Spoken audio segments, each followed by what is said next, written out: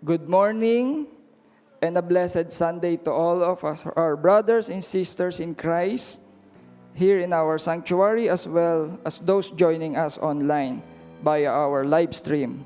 Ang pagpapala po ng Panginoon ay sumainyo po. Welcome to the United Evangelical Church of Santa Cruz, Laguna. Nagpapatuloy para sa buwan ng Nobyembre ang ating tema ng paglago sa kahinahunan at kapakumbabaan upang maiwaksi ang pagmamataas at kapalaluan.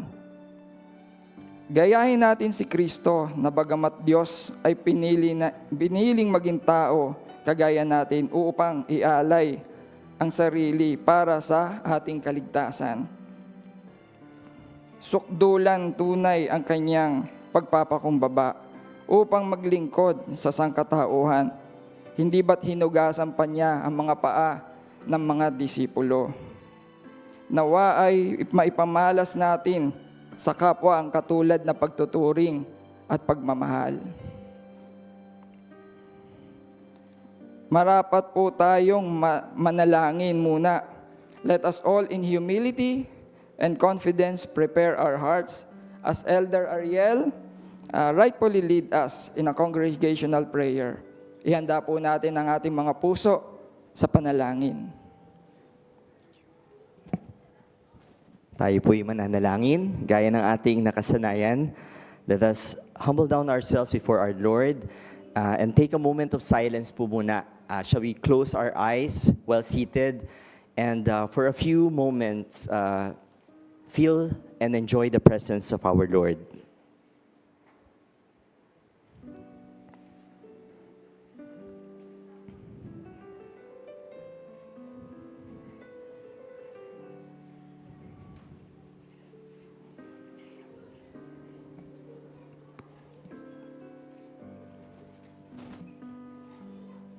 Habang patuloy na nakapikit, tayo po'y magpapatuloy na sa ating pananalangin.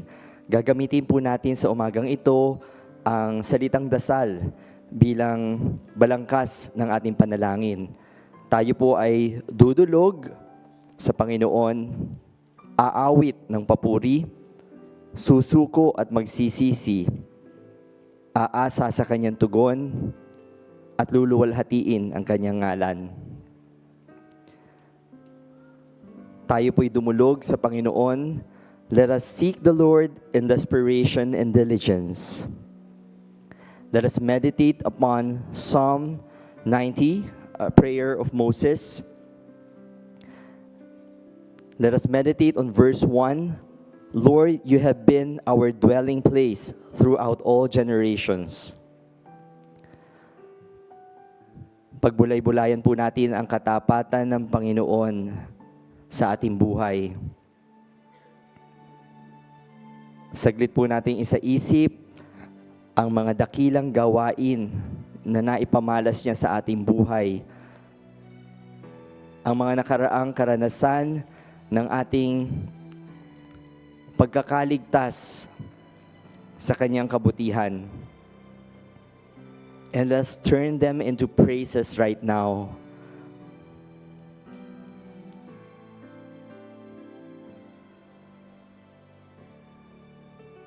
Let an attitude of gratitude swell from our hearts as we think about the many times that the Lord has been faithful to us.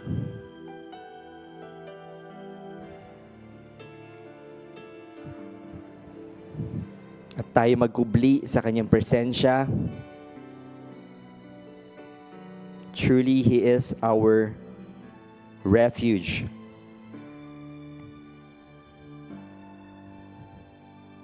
Let us dwell in His presence as the Spirit indwells in us.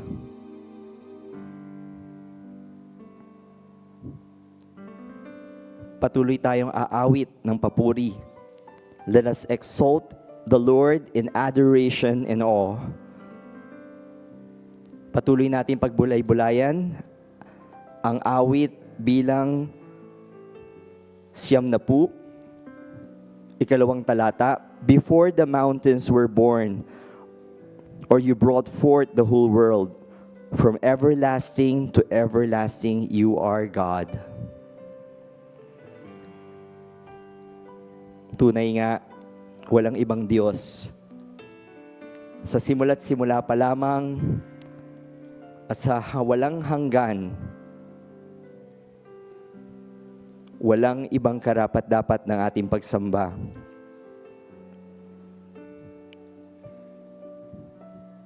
Patuloy nating itaas sa Kanya ang ating mga papuri.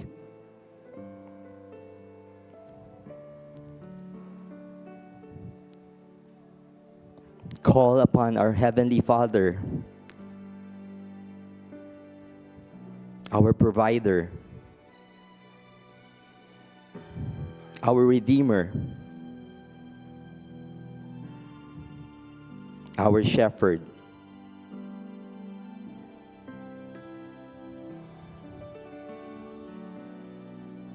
Our peace and our joy.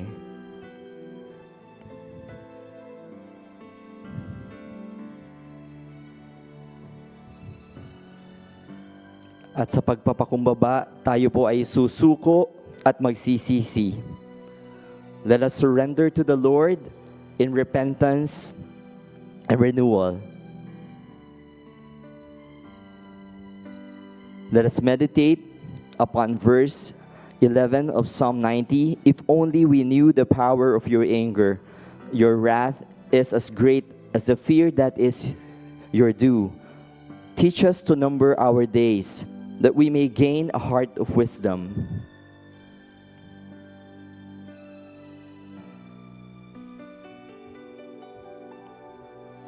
Akuin po natin sa harapan ng Panginoon ang mga pagkakasala na ating sinasadya man o hindi na nagawa.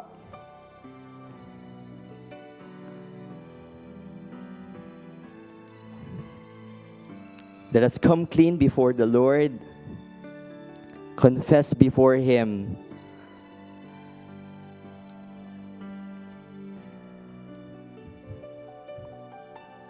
and surrender to Him any habitual sin, any addiction that we are struggling with.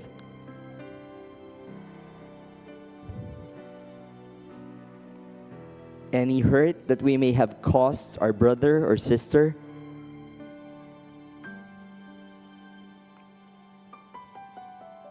And in confidence, receive the forgiveness that only God can give.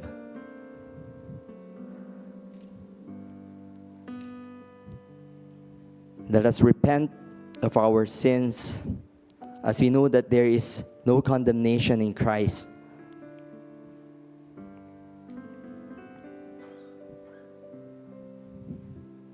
As He confronts us for restoration.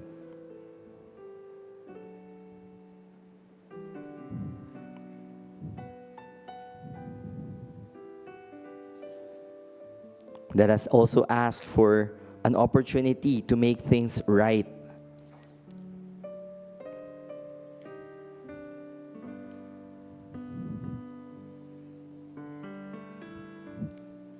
Patuloy po tayong aasa sa tugon ng Panginoon, for we know that our God answers our prayers. Let us ask Him in humility and confidence right now. Let us lift up our petitions to Him. Let us meditate on verses 14 to 16. Satisfy us in the morning with your unfailing love, that we may sing for joy and be glad all our days. Make us glad for as many days as you have afflicted us, for as many years as we have seen trouble. May your deeds be shown to your servants, your splendor to their children. Ano man pong iniinda nating sakit, atin pong itaas sa Panginoon at tanggapin ang Kanyang pagpapagaling.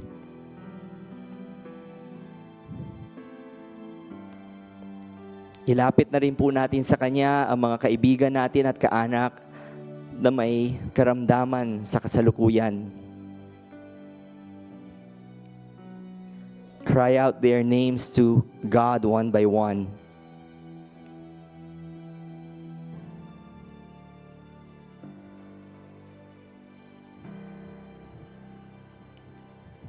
isuko po natin sa Kanya yung mabigat na problema na pasan-pasan natin buong linggo. Yung problema sa trabaho, yung hindi pagkakaunawaan sa bahay,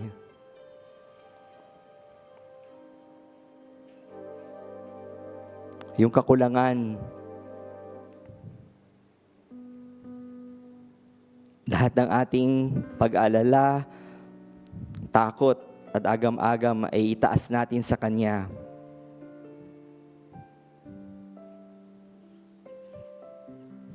At tanggapin ang Kanyang pagtugon.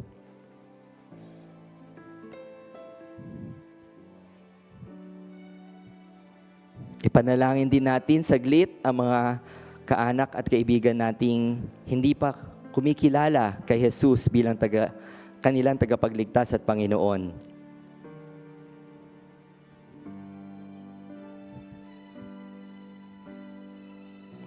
Hilingin natin sa Panginoon ang magandang pagkakataon na tayo'y makapagbahagi sa kanila ng magandang balita.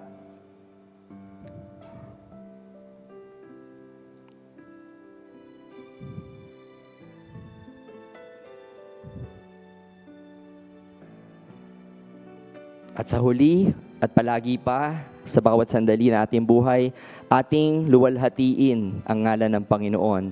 Let us lift up our all, yielding to His love and leading. Let us meditate on verse 17.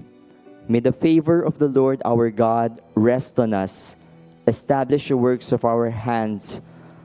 Yes, establish the works of our hands. Mahal namin Ama sa langit, maraming salamat po sa pagkakataon na mayroon kami ngayong umaga upang magtipon, upang manalangin, upang magpasalamat, upang magbigay papuri. Tunay nga, Panginoon, kayo lamang ang tanging karapat-dapat ng aming pagsamba. Nawa ang buhay namin ay maging patutuo ng inyong kabutihan. Nawa ang aming buhay ay maging awit ng papuri sa inyong ngalan. Father, we thank you for the countless blessings, that most of which we take for granted. Yung pagising po namin sa umaga, yung kalakasan na mayroon kami upang bumangon, yung magpatuloy sa buhay, yung mga kaibigan na nasa aming paligid, ang aming mga mag-anak na tunay ngang aming tanging yaman mula sa inyo. Father, we thank you, and we can't thank you enough, Lord, for all these blessings. Father, you have heard the cries of your people. Mayroon din po kaming pinangangambahan na pagdating na bagyo. And we pray, Lord, that as you have protected us through the many storms of our lives, we pray, Lord, that you will spare us once again from much harm and danger. We also lift up to you, Lord, our ministry. Patuloy po naming hinihiling ang inyong paggabay sa amin, ang inyong pagdala sa amin sa higit na mas mataas na lugar. And we continue to pray that we be able to be a channel of your blessings to many, especially in this community. Father, tinataas po namin ang bawat isa na sumasamba kasama namin sa umagang ito upang tanggapin ang inyong pagpapala at humayo sa inyong pagmamahal. Be with us as we worship you in spirit and in truth, and allow us to enjoy your presence. This is our prayer in the mighty and most precious name of Jesus. Amen. Amen. Muli, isang magandang umaga sa ating lahat. Hiyati Tsibe, Piang-an. Pakisabi nga po sa inyong katabi, Ho Zaki. Sa kabila naman po, Kam Xiazu.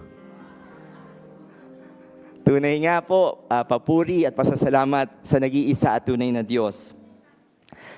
Tayo po ay patuloy na mag-aaral ng Kanyang salita. Shall we all rise up as we call upon the Lord through the reading of His Word? Lan lai hian lan siang king cao si pian te zipa go za pi te it cao te lak zat.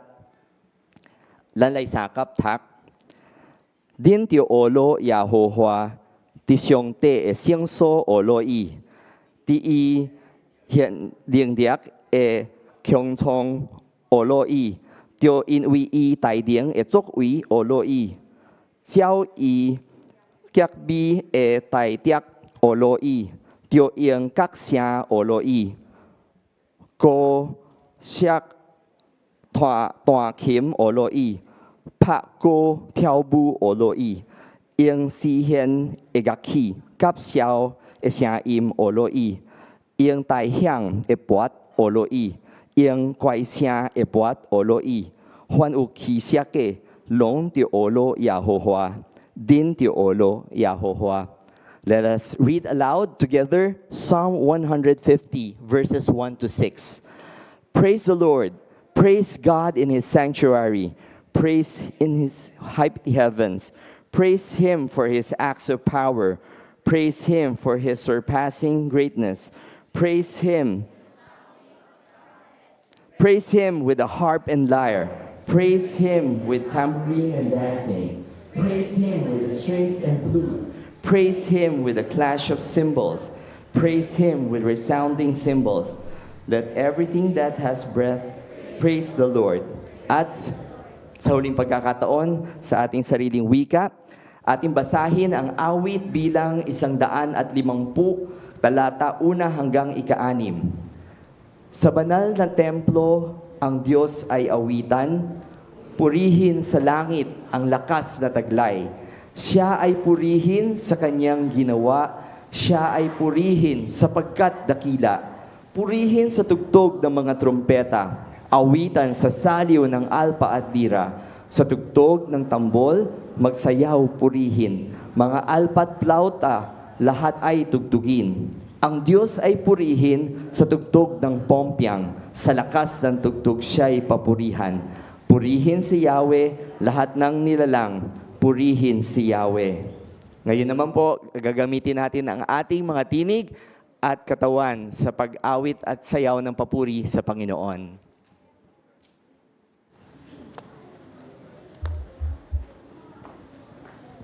Magandang umaga po sa lahat ng ating mga kasamba.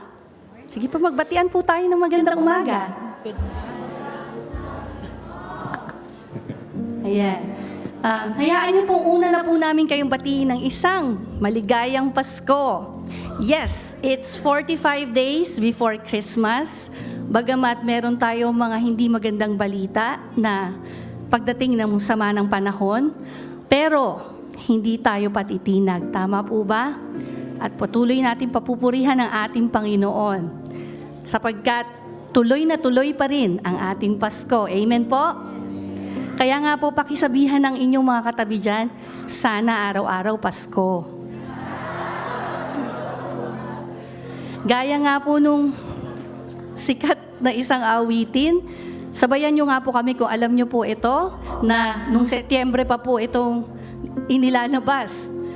Sige nga po, handa, awit.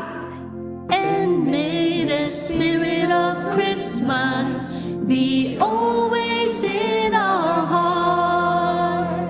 Amen. Dalangin nga po natin yan. Naway ang pag-ibig at pagmamahal ni Jesus ang siyang maghari sa ating mga puso. Dahil tunay nga na tanging siya ang dahilan ng Pasko. Sabay-sabay po tayong umawit sa Panginoon. Oh.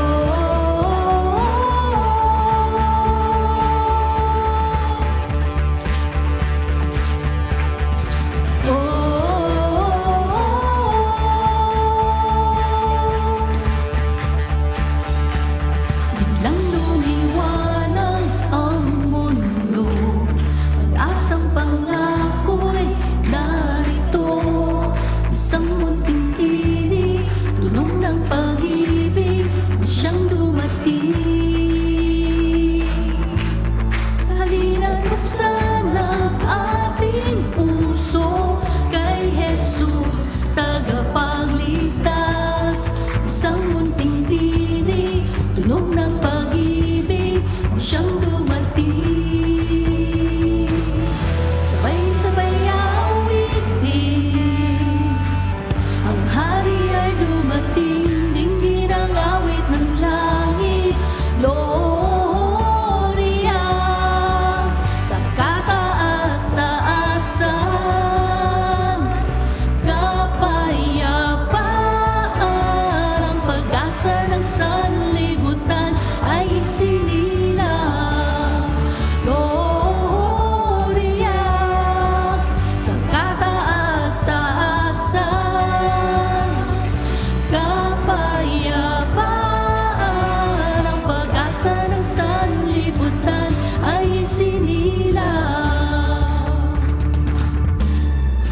nang lumiwanag ang mundo. Pag-asang pangako'y narito, isang munting tinig, tunog ng pag-ibig ang siyang dumating. Halina't buksan ang ating puso kay Jesus, tagapagligtas. Isang munting tinig, tunog ng pag-ibig ang siyang dumating. Sabay-sabay awitin, ang hari ay dumating. Dinggin ang awit ng langit, Gloria, sa kataas-taasan. Kapayapaan, ang pag-asa ng sanlibutan ay isinilang. Gloria, sa kataas-taasan. Kapayapaan, ang pag-asa ng sanlibutan ay isinilang. Kami ay nagdiriwang.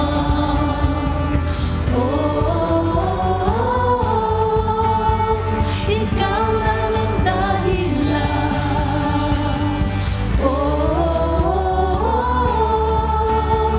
Magpupuri kailanman.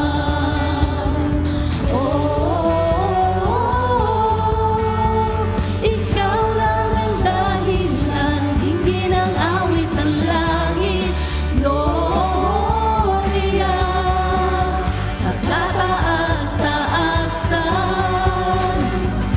Kapayapaan, ang pag-asa ng sanlibutan ay isinilang. Gloria, sa kataas-taasan. Kapayapaan, ang pag-asa ng sanlibutan ay isinilang. Kami ay nagdiriwang.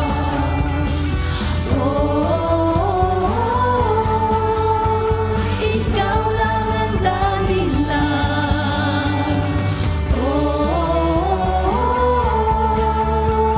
Magpupuri kailanman.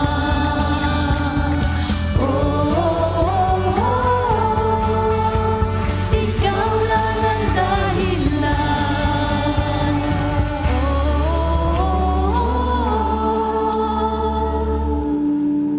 Salamat sa inyong liwanag sa aming madilim na landas. As we worship on, let us draw more intimate, more personal with the Lord. Let us turn our eyes upon Jesus.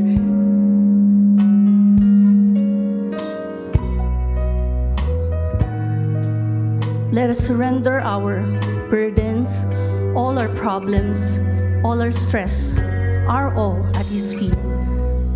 And let us focus on His gentleness and humility.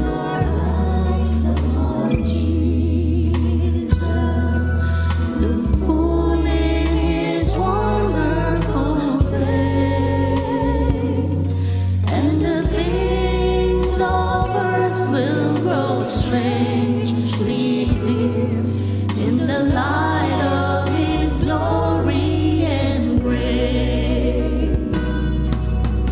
Turn your eyes to the hillside.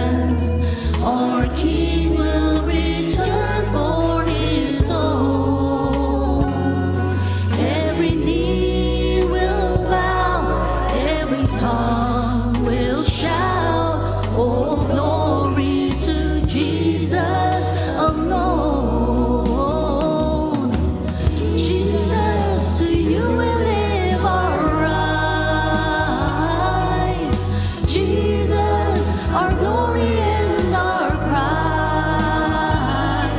We adore you, behold you, our Savior ever true. Oh Jesus, we turn our eyes to you. Oh Jesus, to you we lift our eyes. Jesus, our glory and our prize. We adore you, behold you, our Savior ever true. Oh Jesus, we turn our eyes to you. Oh Jesus, we turn our eyes to you. Our daughter as a toddler used to run after us, crying every time we'd leave her at home.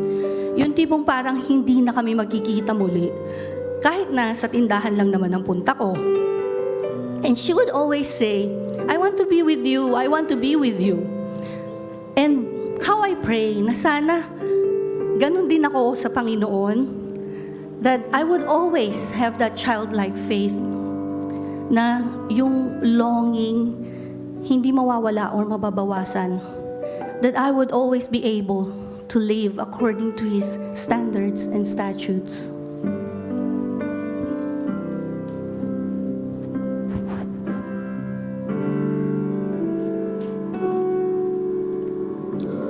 Savior of my soul, I confide in you through all my darkest moments. In you I find my peace, my comfort when I'm weak. I trust in you, the storm is raging sea. Faithful, you're my God. You're the glory and the lifter of my head. Your light, it fills my days. It leads me in your ways. Forever I surrender all to you. And I live to worship you. My Jesus, you're the only one for me. Nothing will ever take your place, my precious Savior. Who can stand between my Lord and me? Lord, I live to honor you, and I long to bring my life an offering. Take me higher, draw me deeper. I give all to be with you. One more time, let's sing this from the top. Savior of my soul, I confide in you through all my darkest moments. In you I find my peace, my comfort when I'm weak. I trust in you through storm and raging sea. Faithful, you're my God. You're the glory and the lifter of my head. Your light, it fills my days. It leads me in your ways. Forever I surrender all to you. And I live to worship you.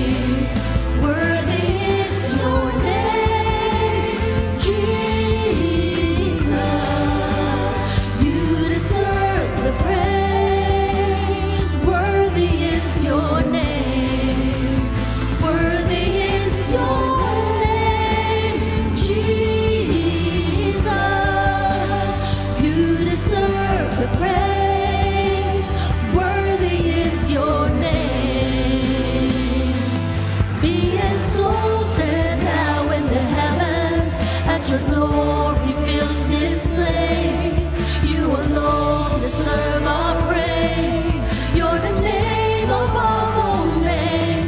Be exalted now in the heavens as your glory fills this place. You alone deserve our praise. You're the name above all names.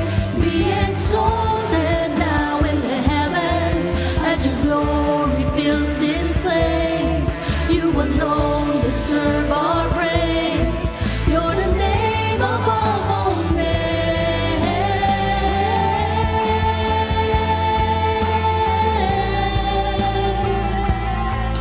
You deserve all the praises, oh God. We lift your name on high, Lord. You're worthy of all praises. Oh, Jesus. Worthy is your name, Jesus. You deserve the praise. Worthy is your name. Worthy is your name, Jesus. You deserve the praise. Worthy is your name. Worthy is your name, Jesus. You deserve the praise. Worthy is your name. Worthy is your name, Jesus. You deserve the praise. Worthy is your name. Worthy is your name, Jesus. You deserve the praise. Worthy is your name. For the last time, worthy is your name, Jesus. You deserve the praise. Worthy is your name. Jesus, we live up to you. Our worship at your feet. Thank you, Jesus, for your sacrifice, for your example that we can follow. May we manifest your likeness, your gentleness, your humility in everything that we do. Be exalted in our worship, more so in our life testimonies. You alone deserve the highest glory, honor, power, and praise. In your name, Jesus, we pray. Amen and amen. Spread the Christmas cheer, everyone. God bless you. You may now take your seats.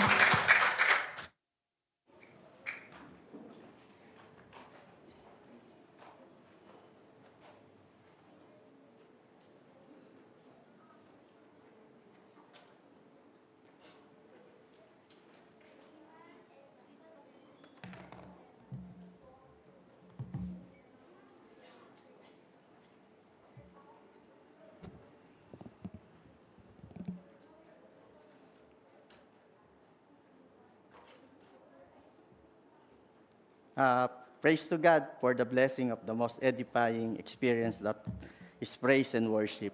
Amen po ba? Ang lahat nga po na pinagpala sa pag-awitan ng papuri ay magsabi ng Hallelujah. Let us now prepare to be nourished by God's Word by turning our Bibles to Luke 14, verse 25 to 35. Ating pong basahin sa Tagalog na salin. Sa Lucas Kapitulo 14, talata 25 hanggang 35. Sumama kay Jesus ang napakaraming tao. Humarap siya sa kanila at kanyang sinabi, "Hindi maaring maging alagad ko ang sino mang umiibig sa kanyang ama at ina, asawa at mga anak, mga kapatid at maging sa sarili niyang buhay ng higit sa akin. Ang hindi magpasa ng sarili niyang krus at sumunod sa akin ay hindi maaaring maging alagad ko. Kung ang isa sa inyo'y nagbabalak na magtayo ng tore, hindi ba siya uupo muna upang magplano at kwentahin kung magkano ang magagastos niya upang matiyak kung may sapat siyang pera para maipatapos ang kanyang ipapatayo? Baka matapos mailagay ang mga pundasyon ay hindi naman mayari ang tore. Siya'y kukutyain lamang ng lahat ng makakakita niyo. Sasabihin nila, ang tao'y ito'y nagsimulang magtayo, ngunit hindi naman naipatapos. O sinong hari na makipagdigma sa kapwa-hari ang hindi muna mauupo upang pag-aralang mabuti kung kaya niya, gamit ang 10,000 niyang kawal na sumagupa sa kalabang may 20,000 kawal. At kung hindi niya kaya, malayo pa ang kalaban ay magsusugo na siya ng mga kinatawan upang makipagsundo. Gayon din naman, hindi maaaring maging alagad ko ang sino man kung hindi niya tatalikuran ang lahat sa kanyang buhay. Mabuti ang asin, ngunit kung ang asin ay mawalan na ng alat, paano pa ito mapapaalat muli? Wala itong kabutihang maibibigay sa lupa o kahit sa tambakan man ng dumi. Kaya't ito'y itinatapon na lamang, makinig ang may pandinig. And to us aid to understanding the passage we just read is God's mouthpiece to us for the second time. He is a very scholarly teacher and pastor having a bachelor degree in political science from Far Eastern University and master's degree in philosophy from the University of the Philippines. He completed his biblical studies in divinity at the International Graduate School of Leadership. He has been missionary, a mentor, a mobilizer, a moderator, and an author currently ministering at the Christian Bible Church of the Philippines. Let us clap unto the Lord as we welcome Pastor Michael Karin.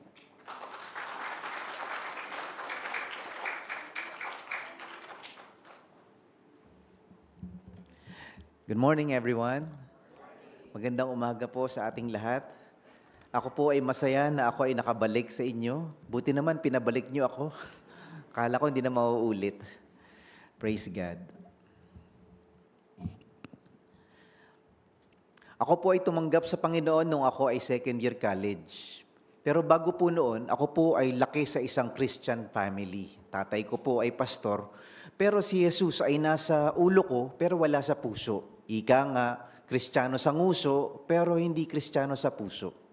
All my life, I've been attending Sunday school, attending church worship. Wala akong absent sa church. Grabe. Kung merong checklist siguro at kung papunta sa langit ay paramihan ng attendance sa simbahan, siguro panalo ako. Champion din ako sa Bible quiz. Pero isang araw, nung ako ay second year college, may nang nagtanong sa akin, Mike, kung ikaw ba ay mamamatay at oras mo na, paglalamayan ka na, pagpipiestahan ka na, oy, nakarang araw, nagkaroon tayo ng pista ng mga patay. Sabi sa akin, Mike, isang araw, pagpipiestahan ka rin eh. The question that troubled me for the rest of my life was, handa ka na ba? And that question allowed me to seek the truth. Oo nga, no? Is there life after death? Where do I go when I die? Will I go to God? Will I go far away from God? In other words, one day in my life, somebody shared to me about God's love and God's forgiveness through Jesus Christ. For the first time in my life, naintindihan ko that Christianity is not a religion, but rather it's a relationship with God. Yun pala ano. Ito ay isang relasyon sa Panginoong Jesus. Hindi mga ritual at mga kautusan, hindi pagsisimba, hindi mga relihiyosong gawain. And so that day, 1990, July, after the July 1990 earthquake, I opened my heart. I trusted Jesus Christ. I was born again. It began a new adventure in my life. Grabe, nagsimulang nabago ang buhay ko. Ang unang binaklas ng Diyos sa akin ay ang aking yabang, yung aking pangongopya, yung aking pagmumura, yung aking kasungitan. Dahan-dahan, binabago ng Diyos ang buhay natin. Kapag tayo ay nagtitiwala sa Panginoong Jesus. Pero hindi pala doon natapos. I thought, okay na. Langit na ang punta ko. Nasa akin na si Jesus. Actually, it's just the beginning of something beautiful. And that is called discipleship.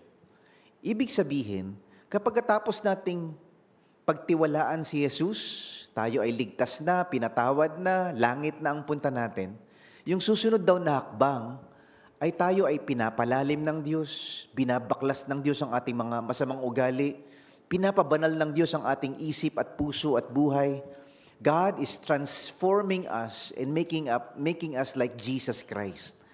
And that is what is called discipleship. So pinalibutan ako ng Diyos ng mga mentors, advisors, disciplers, mga coaches that helped me grow in my faith. Yun ang kailangan natin. Sa umagang ito, pag-uusapan natin, Pastor Mike, paano nga ba maging disciple ni Jesus? Believer na ako, Christian na ako, langit na ang punta ko, pinatawad na ako ni Jesus dahil sa krus. How do I become a disciple? What's the next step? And so today we'll talk about that, becoming a disciple, counting the cost to follow Jesus. Tayo po'y manalangin. Lord, I pray that you speak to us today through your word. And I pray, Father, that your word will come alive. Let it be like a map that will help us navigate through life. Lord, I pray that your word will become like a lamp that will help us walk through darkness. Let it be like a sword that will do a spiritual surgery in our lives. Let it be like bread to satisfy our starving spirits. And let it be like water, living water, that will satisfy our thirsting souls. Salamat, Panginoon. Kausapin mo po kami sa araw na ito sa pamamagitan ng iyong mga salita. Amen. Amen. Alam niyo ba na meron tinatawag na 3 stages of our spiritual journey or 3 stages of our salvation? Ito ay tinatawag na justification, sanctification, at glorification. Yung justification, ito yung araw na tinanggap mo si Jesus. Na born again ka. God has pardoned you. Not guilty anymore. Pinatawad na ako ni Jesus. We are rescued from the penalty of sin. After that, tayo naman ay mayroong isang paglalakbay to make us holy, to make us a disciple of Christ. Ang tawag diyan ay sanctification. Wow, that's a big word, Pero it's a process of picking up your cross, obeying Jesus, surrendering all your sins, surrendering all your addictions and your struggles to the Lord, and allowing the Lord to heal all your wounds para yung buhay natin maging banal, maging tama at maayos. That is called discipleship or sanctification. And then eventually one day, we will be with Jesus when He comes back again, and you will live with God for all eternity. Ang tawag doon ay glorification. Sa justification, we are rescued from the penalty of sin. Sa sanctification, we are rescued from the power of sin. Sa glorification, we will be rescued someday from the presence of sin.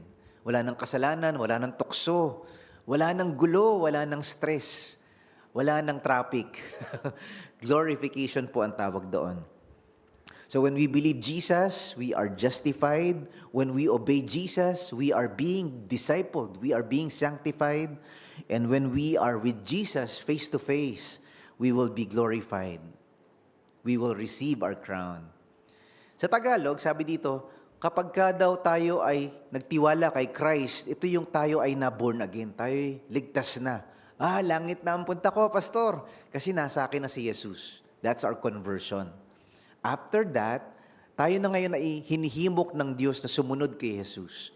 We become disciples of Christ. We walk in holiness. We walk in the Spirit. The fruit of the Spirit, they are manifesting in our lives. Napapansin sa ugali natin yung pagbabagong buhay. Nakikita yung mga bunga ng Espiritu. And then finally, one day, makakapiling natin si Christ. We are already perfect. God has renewed the creation with the new heaven and the new earth. In other words, a disciple of Jesus is someone who is following Jesus, being changed by Jesus, and is committed to the mission of Jesus. Ayun, ang ganda ano. Ay, gusto ko niyan, Pastor Mike. Gusto ko maging disciple of Jesus. Ang alagad o ang disciple ni Jesus ay sumusunod kay Jesus, binabago ni Jesus, at tapat sa mission ni Jesus. Yung salitang disciple ay nagmula sa Greek word na matetes. Ang ibig sabihin nun is a learner, a student, someone who wants to follow his master, someone who wants to learn at the feet of his master. So, tayong lahat mga Kristiyano, we are born again, we are children of God, tayo ay niligtas, pinatawad ng Diyos, pero hindi lahat tayo nagiging disciple agad. It's a choice we make. It's a decision to surrender our lives, to carry our cross, and to follow Jesus. So discipleship is laboring in the lives of people by taking them from unbelief to belief, helping them trust and obey Jesus towards maturity, and equipping them to do the same with others.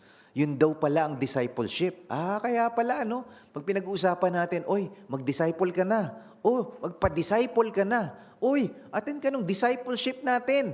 Ito palang ibig sabihin nun, ano? Ang discipleship ay pagsusumikap sa buhay ng mga tao na sila ay matulungan magtiwala kay Jesus, lumago kay Jesus, at turuan sila na gawin din ito sa iba. Sa simbahan namin, meron akong kaibigan.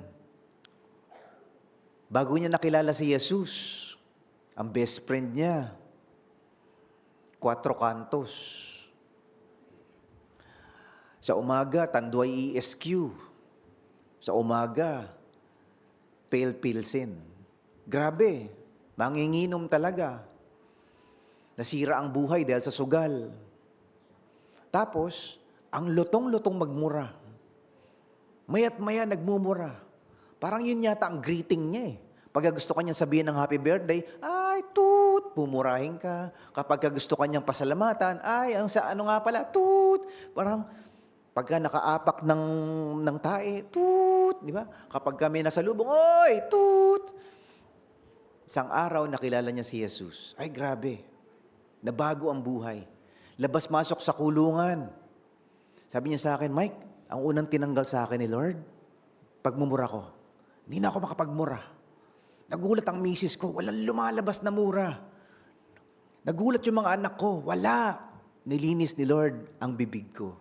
Hello? Kalabitin mo yung katabi mo, ikaw din ba?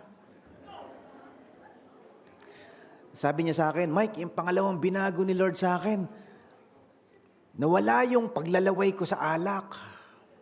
Nawala. Grabe. Kala ko nga matagal kasi dekada akong bihag ng alak. Pero nawala. At pagkatapos, naging maayos ang relasyon nila mag-asawa, naging mabuti siyang ama, nagkaroon ng negosyo, umunlad ang buhay. Praise God. Palapakan natin ang Panginoon. Ito daw ang ginagawa ng Diyos sa ating buhay. So pag tinutulungan natin yung mga tao na makilala si Jesus at mabago ang buhay nila dahil kay Jesus, that is called discipleship. A few months ago, merong dumalaw sa church namin. Nag-walk-in lang. Sabi niya, Pastor Mike, nagja-jogging kasi ako. Dito lang ako nakatira sa condominium malapit sa simbahan. Nakikita ko lagi ito. Kala ko nga sabi ko, pwede kaya magsimba dito? Isang araw, pumunta siya sa simbahan. At ako, nagpipreach. Pagkatapos ko mag-preach, lumapit siya. Pastor Mike, parang mayroong sinasabi ang Diyos sa puso ko. Parang gusto ko nang magbago. Sa madaling salita, tinulungan namin siya makilala si Jesus. Sinama namin siya sa isang discipleship group. Sabi niya sa akin, alam mo, Pastor Mike, hiwalay ako sa asawa ko. Hindi na kami nag-uusap, hindi kami nagkikita. Lahat ng mga anak ko galit sa akin. Pero ngayon, babalik na ako sa kanila. Aayain ko ang asawa ko at ang anak ko, pati ang biyanan ko. Magsisimba kami. Sabi ko, sige, pag-pray natin. Isang araw, nakita ko sila. Lumapit sa akin after ng worship. Kasama ang asawa niya, mga anak niya, at ang kanyang biyanan. Umiiyak po kami. Sabi ko, grabe Lord, no? Sabi niya, for many years, Pastor Mike, we did not talk to each other. Ang dami kong babae. Pero ngayon, nagkabalikan na kami. Umuwi na ako sa amin. So I prayed for them, and I was crying in my heart. Grabe Lord, kapag binago mo ang buhay ng isang tao, it's so powerful. It's so encouraging. Meron naman akong barkada. Ang gustong-gusto niyang gawin, kumita lang ng pera. Puro pera lang. Puro magkolekta ng kotse, magkolekta ng motor. Hindi matchbox hindi laruan. Totoong kotse, totoong motor. Kulang na nga, gumawa siya ng car wash. Puro kotse lang niya, kina-car wash. Sobrang daming pera nitong taong ito. Sabi niya sa akin, Mike, nung makilala ko si Jesus, binenta ko yung mga kotse ko, binenta ko yung mga motor ko. Inayos ko negosyo ko. Ngayon, lahat ng pera ko para sa ministry. Hindi na pera binibilang ko, Mike. Kasi sa Panginoon naman yan. Ang binibilang ko na yung mga kaluluwa.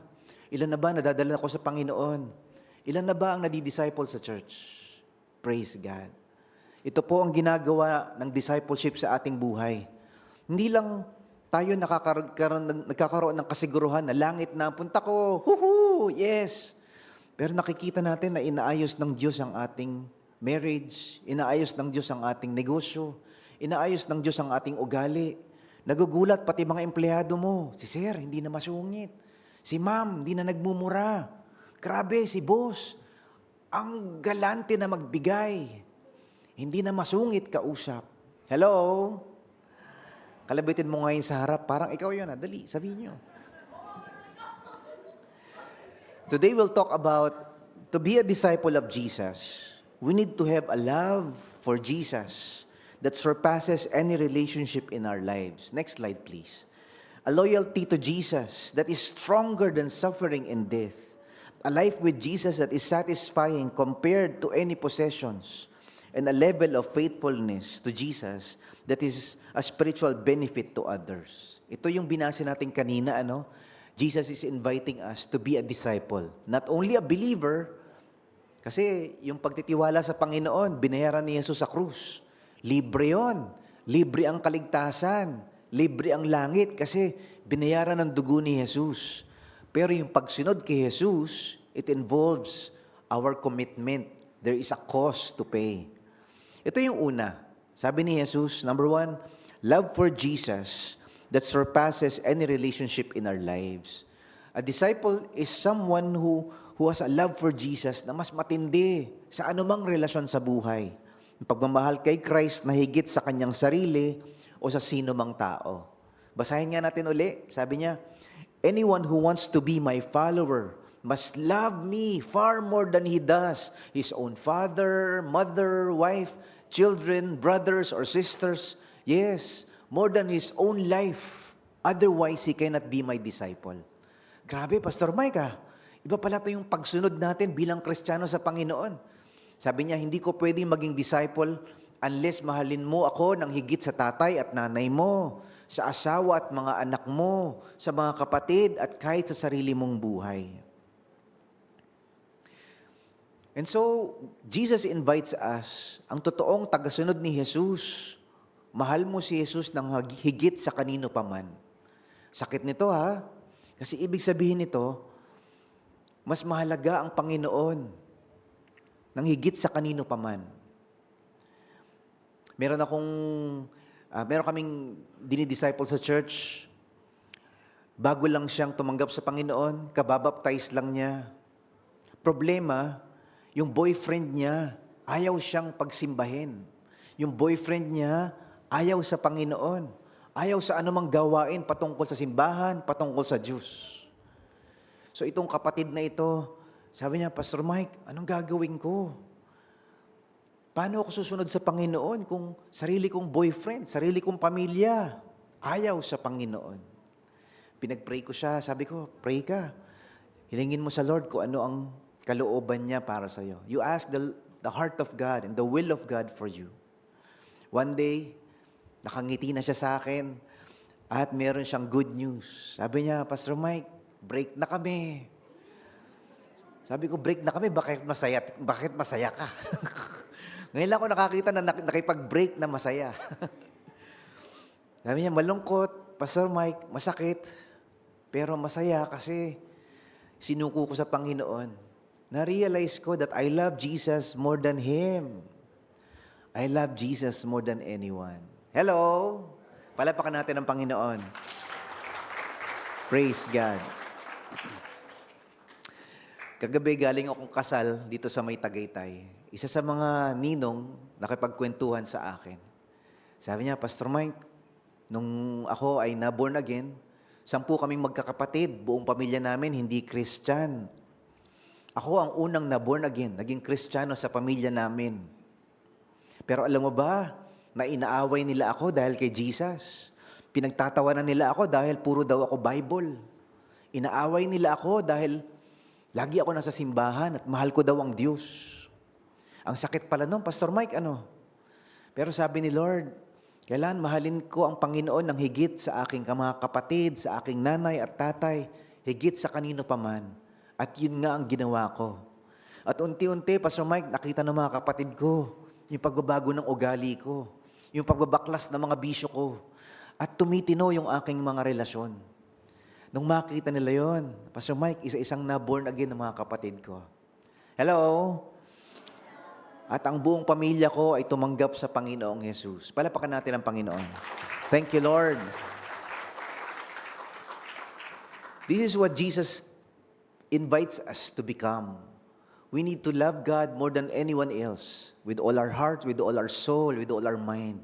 And people will see our deeds and our lives and our character, and they will glorify our Father in heaven. Nagiging ilaw daw tayo kapag kayong ating pagmamahal kay Jesus nag-aalab. Ito naman yung pangalawa na sinasabi ni Jesus sa atin. Loyalty to Jesus that is stronger than suffering or death. Yung pagsunod kay Kristo, kahit ang kapalit ay pagdurusa o kamatayan. Basahin natin. Sabi niya, and no one can be my disciple who does not carry his own cross and follow me. Antindi ano? Kung di mo papasanin ang sarili mong krus at di ka susunod sa akin, hindi ka pwedeng maging disciple ko. The cross here speaks of suffering and sacrifice. The cross is the symbol of death. Handa ka bang magdusa para sa Panginoon? Handa ka bang mamatay para sa Panginoon? Minsan nga, umulan lang, tinatamad ka na mag-church eh. Hi! O, kalabitin mo naman yung nasa kaliwa. Sabihin ko, alam ko, ikaw yun eh.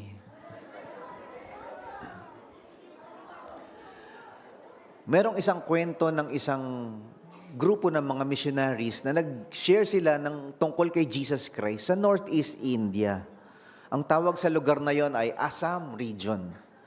Sa Northeast India, lahat ng mga tao hindi Christian, hindi nila kilala si Jesus. So itong mga missionaries na to nagtiyaga, kahit na inaaway sila, kahit na gusto silang saktan at patayin, kahit galit yung mga tao doon dahil ang kinikwento nila ay tungkol kay Jesus.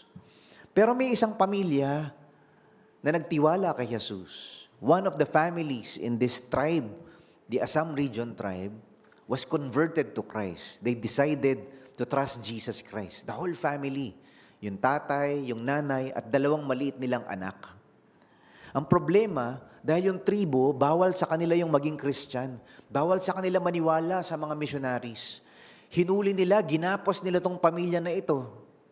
Tinali nila sa puno yung tatay, tinali nila sa puno yung nanay, tinali nila sa puno yung 2 maliit na bata. At meron silang mga sibat. They are ready now to kill the family unless they renounce their faith. Ang kondisyon lang, para mabuhay kayo, para hindi namin kayo panain lahat, ay talikuran ninyo si Jesus. At sabihin nyo na hindi na kayo Christian. At nilalaglag nyo na yung faith ninyo. That's the only condition. So unang tinutukan, sabi niya yung tatay, oh, handa ka ba? Talikuran si Jesus. Renounce your faith, sabi nila doon sa tatay. Hindi, papatayin namin yung 2 mong anak. Ay, umiiyak yung tatay. Huwag po, maawa po kayo. Huwag niyong patayin ang aking pamilya. Papatayin namin itong mga anak mo kung hindi ka tatalikod sa iyong pananampalataya kay Jesus. And the father said, I have decided to follow Jesus. I have decided to follow Jesus. Pinana nila yung mga bata. Patay, duguan. Ay, umiiyak yung tatay. Wag! Patay yung mga anak niya. Yung pangalawa, tinutukan nila ng pana ay yung kanyang asawa. Oh, last chance mo na. Kapag hindi ka tumalikod kay Jesus, papatayin namin ang asawa mo. At ang sinabi niya, though no one join me, I will still follow. Sinabi niya yon. At pinatay nila yung kanyang asawa. Wag! Wag po! At namatay ang kanyang asawa. Yung panghuli, tinutukan na siya ng pana. Last mo na. Pag hindi mo tinakwil si Jesus sa buhay mo, papatayin ka namin. And then he said the words, the cross before me, the world behind me. At pinatay nila siya. And that's where we get the song, I have decided to follow Jesus. Though no one go with me, I will still follow. The world behind me, the cross before me. I have decided to follow Jesus. Nung makita yon nung chief, nung tribo, at makita ng mga tao yung kamangha-manghang pananampalataya ng pamilya, that they're willing to die for Jesus. Naging Kristiyano yung chieftain ng tribe, at buong tribo naging born-again Christian. Praise God. Palapakan natin ang Panginoon. Ito yung sinasabi ni Jesus. Kung handa ka sumunod sa akin, kahit minsan mapait, masakit, matindi, at buhay ang kapalit, you need to be willing to carry your cross and follow me. Dito sa bansa natin, malaya ang religion. Hindi tayo kinukulong, hindi tayo hinuhuli, hindi tayo pinapatay dahil kay Jesus. Sa ibang bansa, mahirap. Pumunta ka sa mga Arab countries, bawal ang Bible. Pumunta ka sa mga communist countries, bawal si Jesus. Pumunta ka sa mga atheistic countries, bawal mag-Bible study, bawal mag-worship, bawal maging Christian, bawal ang religion. Pero sa bansa natin, we have the blessing of the freedom to worship God in any expression, in any way we can. Malaya tayo na sambahin si Jesus at banggitin si Jesus at ikwento si Jesus. Tanong, ba't di natin ginagawa? Nakakaantok eh. Umuulan eh. Tinatamad ako eh. Busy ako eh. Jesus invites us. If you want to follow me, if you want to be my disciple, you take up your cross and follow me. What is your cross? Ano ba yung kailangan mong buhating krus? Hindi ka raw pwede maging disciple na Christian ni Jesus Christ kung hindi ka nagdadala ng krus. Iba-iba tayo ng krus na pasan-pasan. Iba sa atin, ang pasan nating krus is yung every day we struggle with our finances. That's the cross we bear. Lord, magtitiis ako para sa'yo. Some of us, money is not our problem, but our health. Lord, itong sakit na to, walang gamot. We carry the cross. Lord, magtatapat ako sa'yo kahit may sakit ako. But some of us, yung cross natin is mga tao na inaaway tayo, pinagtatawanan tayo dahil sa ating pananampalataya. Lord, titiisin ko to. This is the cross I bear. And some of us, our cross would be our relationships, or it would be a difficult life wherever we are. It could be the challenge of emotions. Lord, parang nahihirapan ako sa emotional problem na ito. Whatever cross we bear, we carry, whatever cross we bear, sabi ng Panginoong Yesus, pasanin mo ang sarili mong krus at sumunod ka sa akin. That is a true disciple. Kala natin, cute kasi, no? Ay, disciple ako, may discipleship group kami, may discipleship kami sa church. Ano yun? Seminar? Conference? Ano yun? Libro? Sabi ni Jesus, discipleship is following me even when it hurts. Sabi ni Jesus, discipleship is surrendering your life to me even when you go through suffering and pain. Kahit masakit, Lord, susunod ako sa'yo. Kahit ang hirap-hirap, tanggalin itong yabang na to, Lord, gagawin ko. Kahit ang hirap-hirap patawarin ng mokong na yun, papatawarin ko, Lord, dahil sinusunod kita. Lord, magbibigay ako, magpaparaya ako, magmamahal ako kahit masakit because I want to follow Jesus. Hello? Grabe ano? Disciple ka nga. Yung nagbabardagol sa'yo, hindi mo naman mapatawad. Yung anak mo, hindi mo naman kinakausap. Yung asawa mo, gusto ka nang hiwalayan kasi ang sungit-sungit mo. Disciple ba yun? Sabi ni Jesus, you carry your cross, you follow me. Ito naman yung pangatlo. What is a disciple of Jesus? It implies there is a life with Jesus that is satisfying compared to any possessions. Yung pagpapasakop kay Christ, na handang isuko ang lahat para sa Kanya. Ibig sabihin, hindi na mahigpit ang kapit mo sa mga bagay sa mundong ito. Dahil ang iniisip mo na ay kayamanan na iniipon mo sa langit. Hindi yung kayamanan na iniimpok mo dito sa mundo. Paano ba yung Pastor Mike?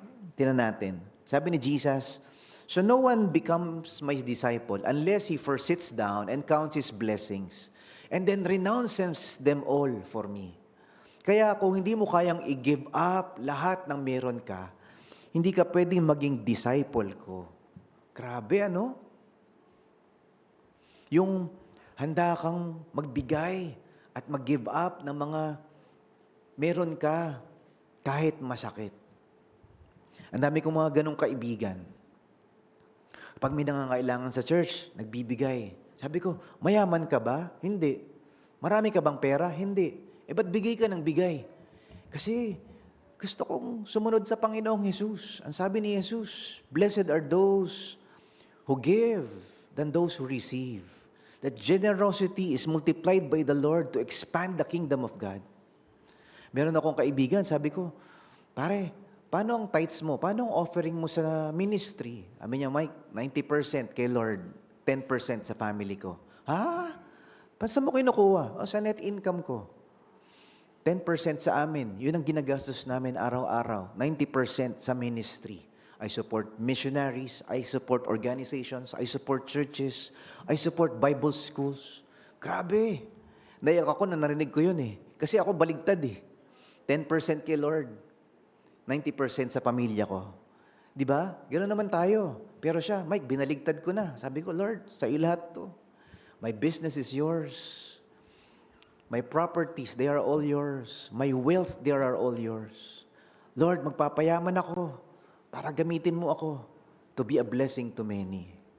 Ibang klase, ano? Sabi ko, Lord, kaya ko ba yun? Na lahat ng meron ako sa Diyos. Hindi lang 10%, Lord. Sa iyo lahat to. Buhay ko, kalakasan ko, talento ko, pamilya ko, Lord. Lahat kami maglilingkod sa iyo. And that's what it means to be a disciple. Willing to give up everything for the Lord. Kinausap nga ni Jesus yung mayamang bata, multi-millionaire. Sabi ni Jesus, gusto mong sumunod sa akin, benta mo lahat, bigay mo sa mahihirap.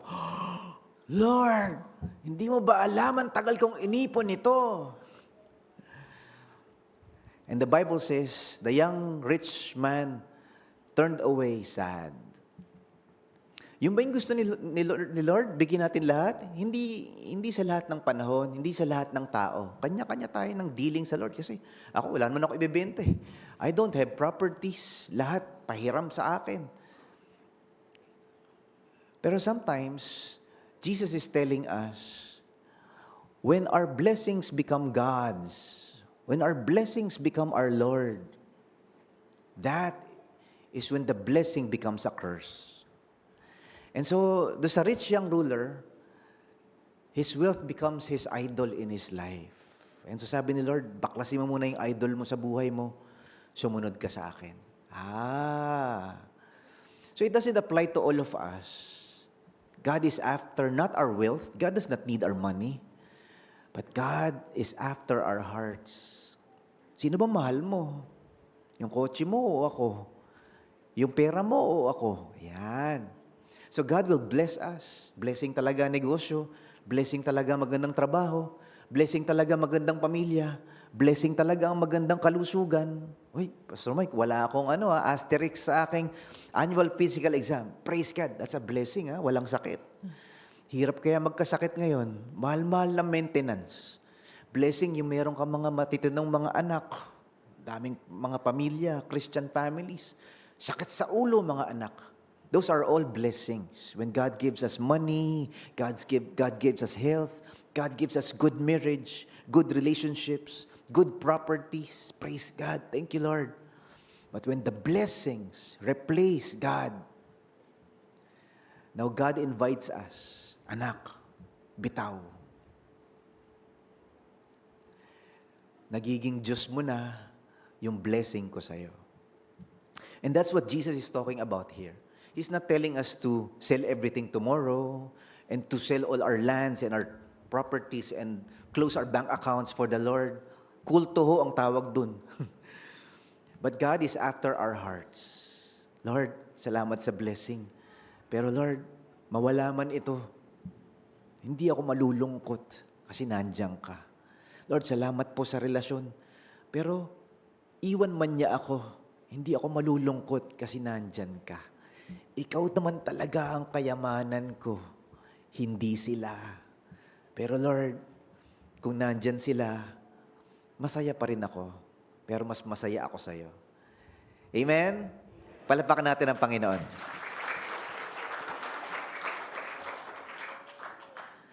Yun ho ang mga binabaklas ng Diyos sa buhay ko. Lord, mahal kita. Turungan mo nga akong mahalin ka pa ng tama. Nung nadenggi ang anak ko, ay umiyak talaga ako sa Panginoon. Kasi ho, nag-bleed. Yung mga nurse, mga pasaway nga yung mga nurse kasi. Okay lang ho yan, okay, sakaling ko kaya kayo. Nagbi-bleed eh. Eh araw-araw pala nila nakikita yon. Normal pala sa kanila yon. Eh syempre, ako, tatay ako, panic ako.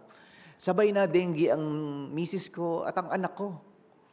2 kama sa isang semi-private room. Ang mahal-mahal kaya nun, 2 silang na-dengue. Ako, hindi na-dengue. Hindi na yata ako tinatablan. Dumi yata ng dugo ko eh. Pumunta ako sa chapel ng ospital. Sabi ko, Lord, huwag mo naman kunin yung anak ko. Nakapag-pray na ba kayo ng ganon? Tapos nagpakatotoo ako. Sabi ko, Lord, pag kinuha mo anak ko, magtatampo ko sa'yo. Eh, ang Panginoon naman, naiintindihan yung ating mga puso. Naramdaman ko, inaakap ako ng Panginoon. Okay lang yan, Mike. Ako bahala sa'yo. Iyak ko ako ng iyak. Until to the point, sabi ko, sige na nga, Lord. Kung may mangyari sa anak ko, I will still trust you. I will still love you. Yun sabi ni Jesus. Handa ka bang bitawan lahat? So that's why the disciple of Christ has a deeper source of joy na hindi kayang ibigay ng mundo. Nalugi yung negosyo, hindi tayo tumatalon sa building. Iniwan ng mahal, hindi ka nagpapakamatay, hindi ka sumusuk. Ayoko nang mabuhay, wala na siya. Because we have a source that is deeper than any relationship. That's why Jesus is calling us not only to believe, but also to follow. Discipleship. Ito pa yung pang-apat. This is the last. Jesus is inviting us to a type of discipleship where the level of faithfulness to Jesus is a spiritual benefit to others. Yung sumusunod ka kay Jesus, tapos maraming nabibless. Sabi niya, yung pamumuhay ng tapat kay Christ upang ang buhay ay maging kapaki-pakinabang sa iba. Ganda nito. Ito yung favorite ko eh. Sabi ni Jesus, what good is salt that has lost its saltiness? Flavorless salt is fit for nothing, not even for fertilizer. Alam niyo ba yun? It is worthless and must be thrown out. Sabi niya, okay ang asin, pero pag wala ng alat ang asin, paano uli ito mapapaalat? Wala na itong silbi sa lupa o sa tambakan ng dumi. Kaya itatapon na lang ito. Makinig ang may mga pandinig. So kapag tayo daw ay sumusunod sa Panginoon, nakikita sa buhay natin, nakikita sa ating ugali, nakikita sa ating mga salita, nagiging ilaw tayo. And Jesus uses the metaphor, the symbolism of the salt. Tingnan niyo ang mga asin. Sabi niya, may 2 purpose ang asin. Una, pampalasa. Mag-isip nga kayo ng mga ulam na walang asin. Di ba? Parang, ayoko. Di ba? Walang lasa, di masarap. Kasi walang asin. Ang asin din ay preservative. Nilalagay yan sa mga karne para hindi mabulok. Nilalagay yan sa lupa para hindi pestehin yung mga pananim. Yan ang gawa ng asin. Pero pagka wala na daw siyang alat, parang walang silbi. Ano yan? Tatapon na lang yan ah. So Jesus is talking about our lives, our Christian lives. We are salt. Wala daw lasa ang buhay sa mundo kung walang mga born-again Christians. Wala daw magpipreserve sa tama. Puro mali ang mangyayari kung walang mga anak ng Diyos.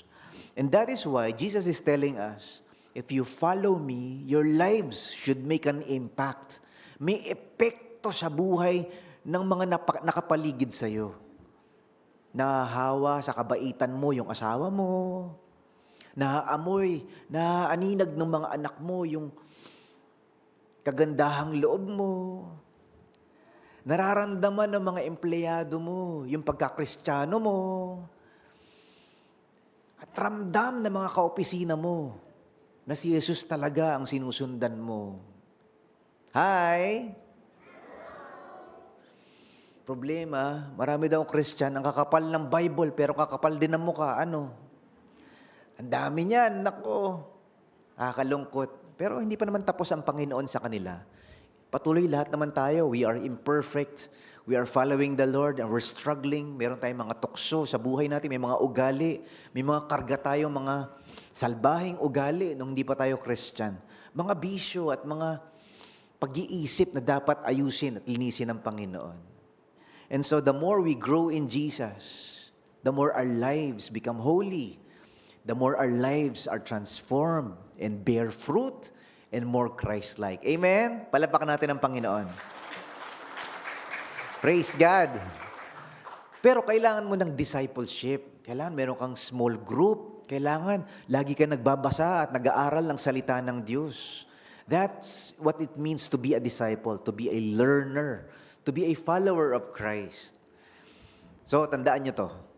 To be a disciple, we need to have a love for Jesus that surpasses any relationship in life, a loyalty to Jesus that is stronger than suffering or death, a life with Jesus that is satisfying compared to any possessions, and a level of faithfulness to Jesus that is a spiritual benefit to others. Today, we talked about 4 beautiful, powerful truths about being a disciple. To be a disciple of Christ, we need, number 1, love for Jesus that surpasses any relationship in life. Yung pagmamahal kay Jesus Christ na higit pa sa kanino pang tao. Number 2, a loyalty to Jesus that is stronger than suffering or death. Yung pagsunod kay Jesus na handang harapin ang pagdurusa, handang magsakripisyo, even ang kamatayan handang harapin para sa Panginoon. Number 3, ang disciple daw ay merong buhay, a life with Jesus that is satisfying. Ang sarap-sarap, Panginoon. Wala ka namang pera, ang himbing ng tulog mo. Baon ka sa utang, ang tamis ng ngiti mo. Hindi ka naman sikat, hindi ka naman mayaman, pero kontento ka dahil kay Jesus. Satisfying life compared to any possessions. Hindi naman talaga paramihan ng pera, o paramihan ng alam, o paramihan ng kayamanan, o tagumpay. Palaliman ng pagtitiwala sa Diyos ang sikreto sa buhay. The wealthiest among us are not necessarily the happiest among us. Yung pinakamasaya sa atin, hindi naman talaga yung pinakamayaman eh. O yung pinakamaraming pera, o yung pinakamaraming medalya o trophy, o yung pinakamatagumpay, o pinakamaraming alam. Ang pinakamasaya sa mundo ay yung merong Jesus na minamahal, sinusundan, kinakapitan, kahit masakit, mapait, at pangit ang buhay. Kung meron kang Jesus, maganda lahat kasi hawak ka ng Panginoon. Number 4, a level of faithfulness to Jesus that is a spiritual benefit to others. Na yung buhay mo, nakikita si Jesus, yung ugali mo, nakikita si Jesus, yung ugali mo, ugaling Jesus. Yung relasyon mo, nakikita ang Panginoon. Nakikita yung kanyang ugali. Pansin ng mga anak mo. Nagbago na si mami. Nagbago na si tatay. Nagbago na si kuya. Pansin ng mga classmate mo. Iba ka na, bes. Dahil kay Jesus. Amen? Praise God. Palapak natin ang Panginoon. Tayo pong lahat ay tumayo. Let's all stand as we pray. Father, we thank you, Lord, for your message for us today. For reminding us what it means to be a disciple of Jesus. Salamat, Panginoon, sa iyong pagpapaalala at pagpapalo at pagpapala. Kung ano nga ba talagang ibig sabihin na maging alagad ni Jesus. Thank you, Lord, dahil lahat kami, binigyan mo ng pagkakataong maligtas. Pero hindi pala doon nagtatapos. Ito pala ay simula. Our salvation, our conversion, our faith in Jesus is the beginning of another chapter in our journey. And that is following Jesus. And that is obeying Jesus. And that is living for Jesus. And that is surrendering to Jesus. Lord, help us to be faithful disciples of the Lord. And most of all, help us to help others become disciples of the Lord as well. Turuan mo kami na gawing alagad mo ang mga taong nasa paligid namin habang kami ay nagiging alagad mo din. Thank you, Lord, for your love and your grace and your goodness. Amen.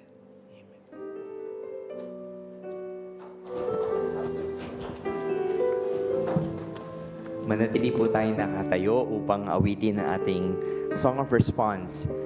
At sa pag-awit po natin, sana po ay alalahanin natin yung kaninang binanggit na tatlong stages ng buhay natin. Na una doon yung paglagak ng pagtitiwala sa Panginoon ng buhay Kristiyano. Tatlong yugto ng buhay Kristiyano. Una po yung pagtitiwala sa Panginoon. Ang pangalawa ay ang pagsunod sa Kanya. At panghuli ay yung balang araw tayo'y maluluwalhati kasama Niya. Kung kayo po ay wala pa dun sa unang stage, we encourage you to sing this song, making that decision to follow Jesus Christ. At doon naman po sa nanampalataya na kay Jesus, ating kapatid na po sa pananampalataya, nais pong naming hikayatin kayo na awitin ang awitin na ito bilang pag-commit sa pagsuko po sa Kanya, and to really be willing to follow Jesus at whatever cost. Tayo pa'y umawit para sa Panginoon.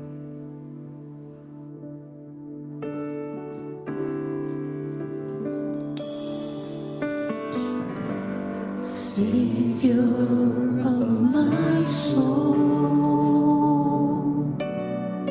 I confide in you through all my darkest moments. In you I find my peace, my comfort when I'm weak. I trust in you through storm and raging sea.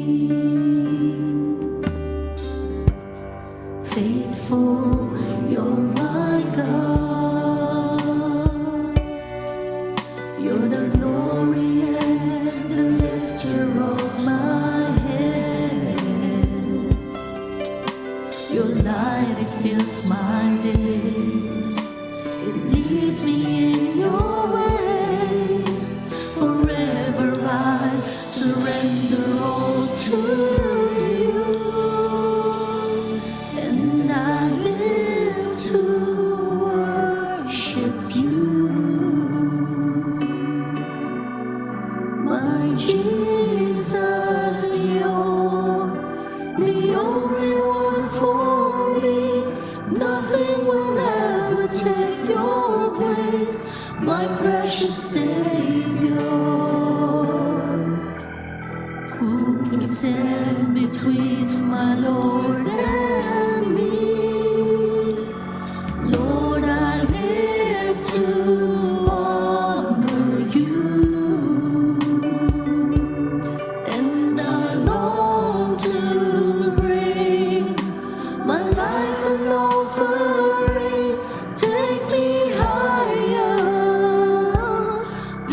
me deeper. I give all to be with you.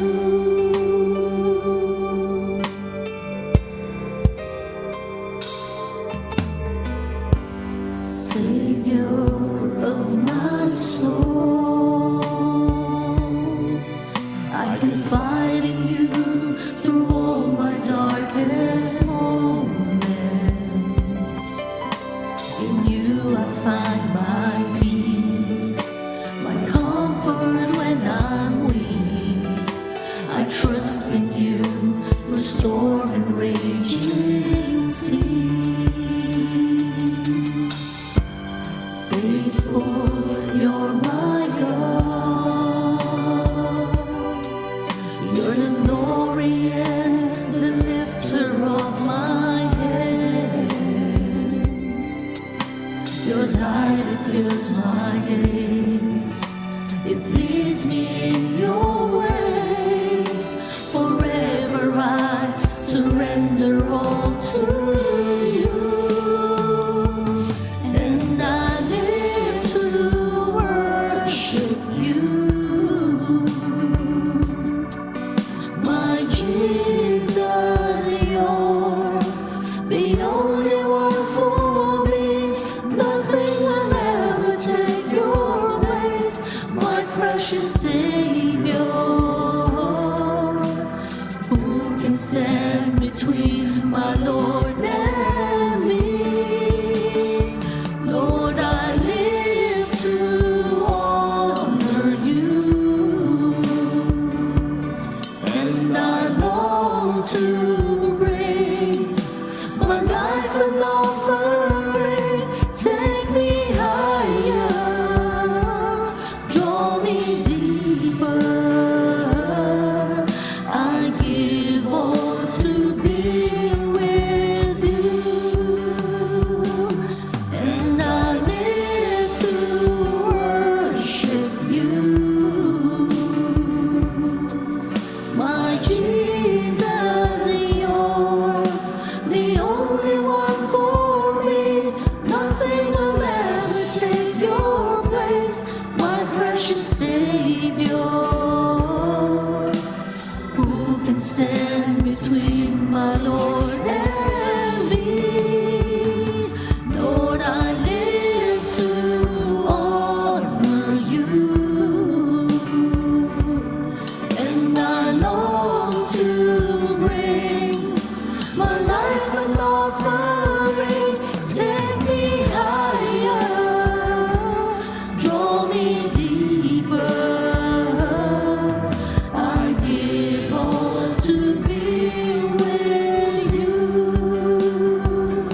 Take me higher, draw me deeper. I give all to be with you.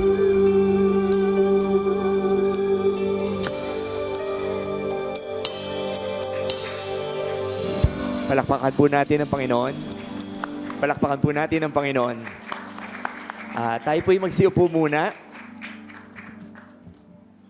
Sa sandaling ito naman po ay mayroon po tayong nais ialay sa Panginoon, a song and dance offering mula po sa ating grade 4 students, Clarity.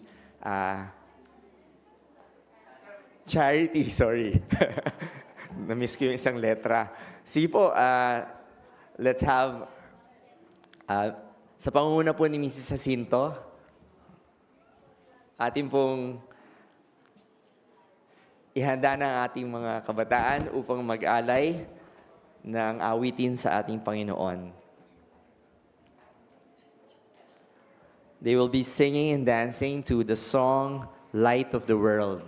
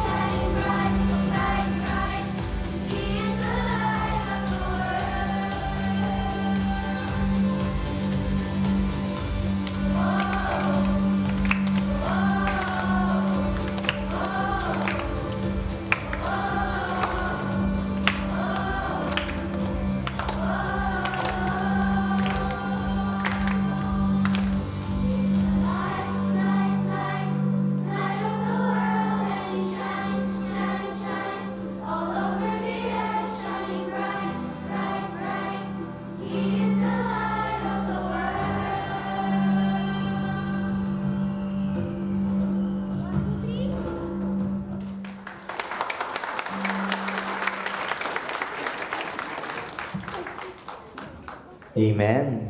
Jesus is the light of the world.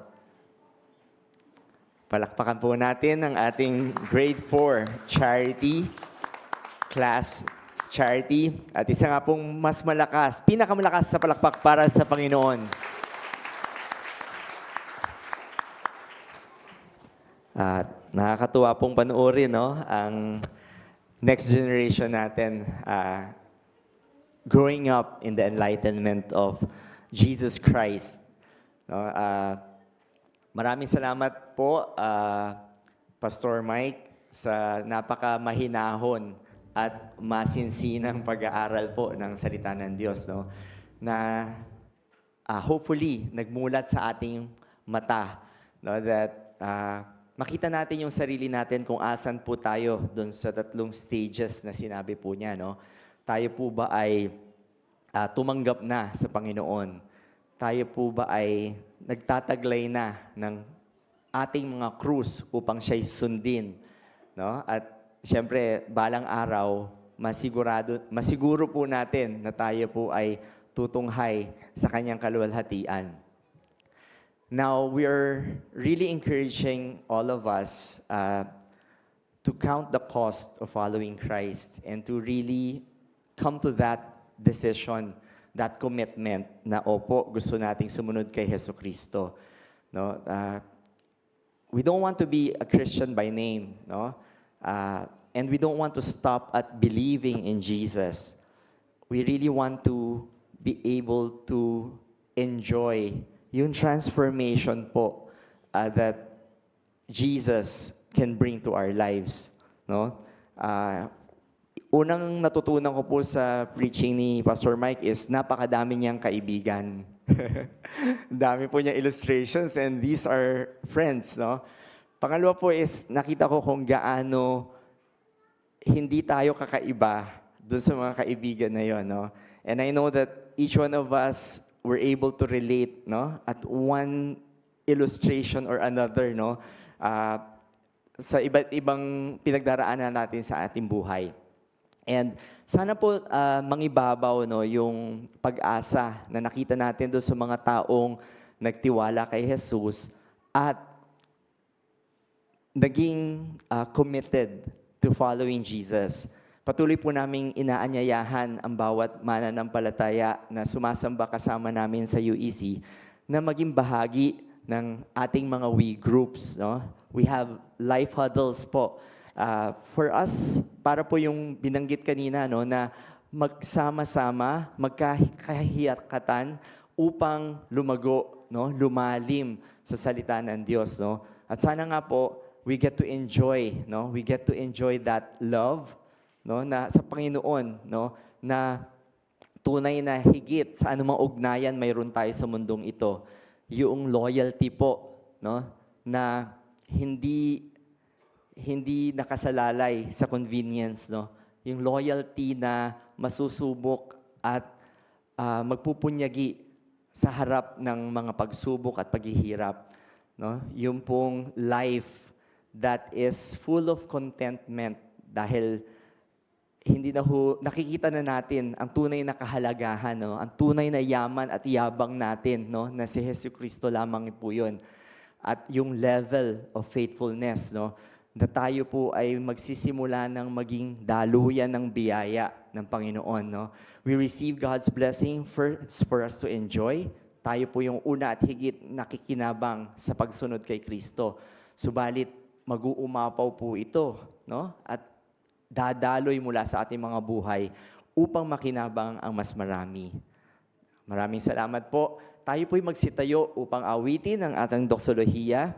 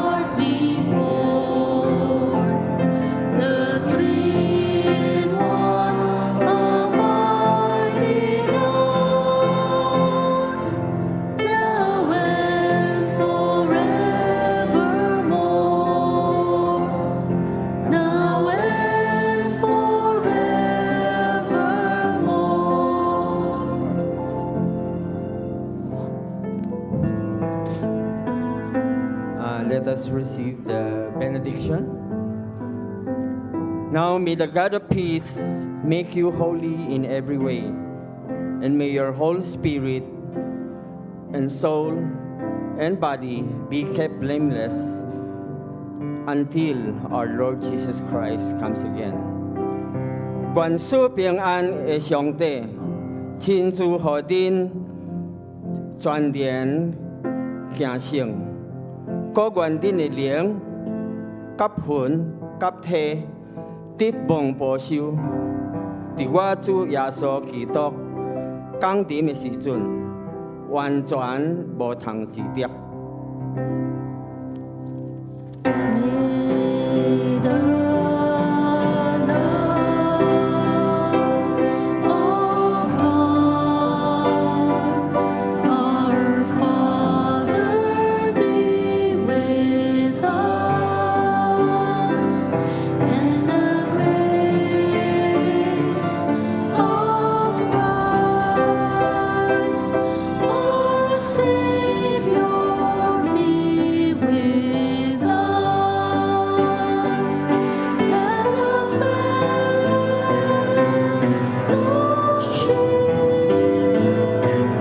of the Spirit be with us forever and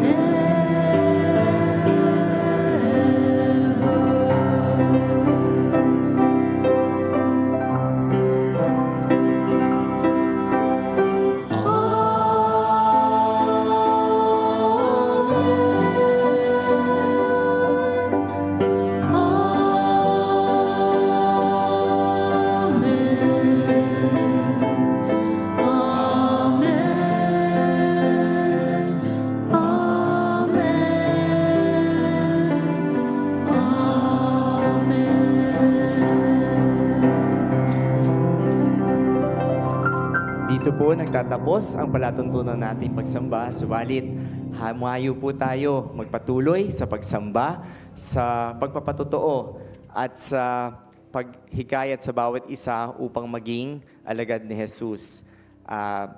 God bless everyone. Magkamustahan po tayo bago tayo uwi. Tayo po'y saglit ngang magsiupo muna. We'd like to extend our special welcome to our parents of the students who made an offering. Pwede po magsitayo ang ating parents ng grade 4 students. Maraming salamat po sa pagdalo at pakikisambad niyo sa amin. Patuloy po namin in-extend ang aming invitation sa inyo na sumama sa amin linggo-linggo sa pagsamba. And for those who will not be able to do so physically dito, meron po tayong YouTube channel and we have our Facebook page as well kung saan po we broadcast our worship service. Kung hindi nyo abutan yung live stream, pwede po ninyo itong balikan. Just like yung performance po ng inyong mga anak, pwede po ninyo itong makita muli sa ating YouTube channel. Gayon din po, we are extending our invitation to everyone. Special mention again, our brothers na dumalo sa ating adult Bible class tuwing 7:45 po ng umaga hanggang 8:45. No? Tamang-tama po itong paghahanda para sa ating pagsamba come 9 a.m. Gayon din po, is our video ready for the family camp? Sige po, atin pong panoorin ang ating promotional video ng family camp at hinihikayat namin na sana po dumalo po kayo dito. Attention! UEC Family Camp is now boarding passengers. Don't be left out. Get ready for an unforgettable adventure na puno ng saya, laughter, and heartwarming moments with your family. From fun games and exciting challenges to meaningful times of worship and reflection. This camp has it all. Bond together, grow stronger, and build memories that will last forever. This is a place where families connect, heal, and grow in faith. So sign up today and come aboard. Reserve your spot today. All Aboard Family Camp 2025. Feel free to invite your friends and relatives na gusto mong makasama to enjoy this event. Don't miss this out. Everyone is invited. Hope to see you all at All Aboard Family Camp 2025.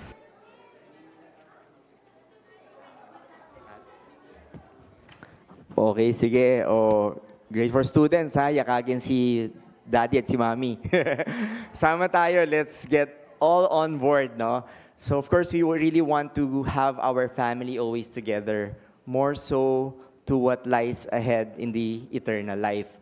No? So, sana walang maiwan, no? Sa atin, no? Lahat ng miyembro ng ating pamilya is on board the vessel of our salvation, who is Jesus Christ. Yun lamang po sa ngayon. For those who are interested, meron po tayong assistance sa registration sa Welcome Hub. We are all welcome to proceed there after our worship service para po magka-fellowship po muna. We have coffee being served and also some snacks. Muli, magandang umaga po sa lahat. God bless everyone. Mag-Kristo mustahan po tayo.